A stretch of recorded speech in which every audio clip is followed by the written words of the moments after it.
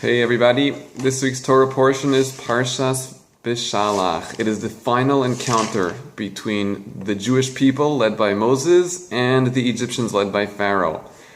Now I want to take a minute to give you a little bit of an idea of the difference in what it took to produce a Moses and what it took to produce a Pharaoh.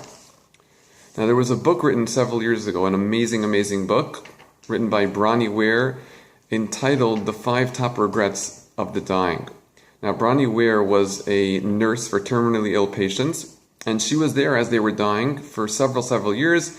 And over the years, she got to hear a lot of people tell her about their biggest regrets in life. What had they not accomplished that they wanted to? What did they look back and say, oh, I wish things would have been different?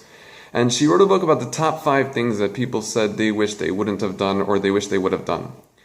And the number one regret that she says she heard over all those years was that people had told her that they regret that they never really became themselves because their entire lives were spent trying to be what those around them, whether it was their friends, their family, their society, was telling them to be, and they never really developed into discovering who they were, what they really believed, and what they really wanted out of life, and that was their biggest regret. Pharaoh was the king of that. Now, how did Pharaoh get involved in enslaving the Jewish people? So if we go back, we find as follows. Originally, the Egyptians came to Pharaoh, their king, and said to him, we want to enslave the Jewish people. And Pharaoh's response was, absolutely not, that's ridiculous. How can we enslave the people who are descended from the very man that saved our country? Who saved Egypt? Joseph. Had he not come and saved us and had the idea of storing all the food, everyone would have been killed.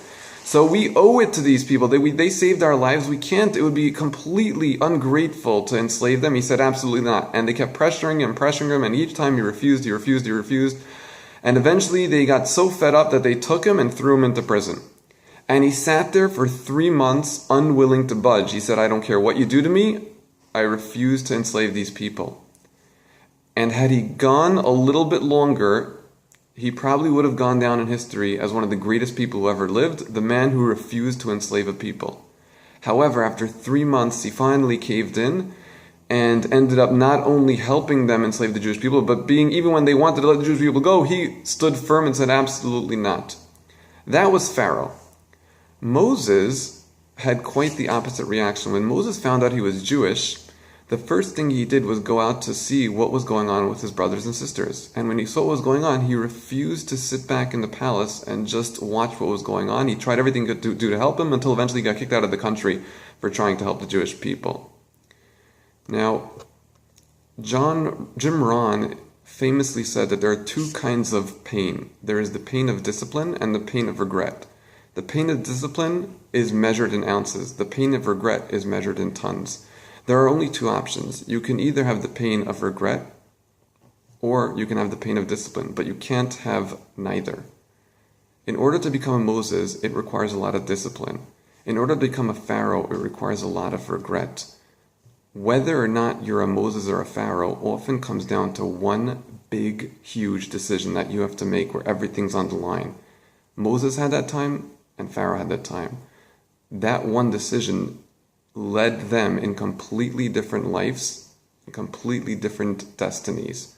May God help us all that we make the right big decisions in our lives and choose the pain of discipline over the pain of regret. Shabbat Shalom everybody from Bikar.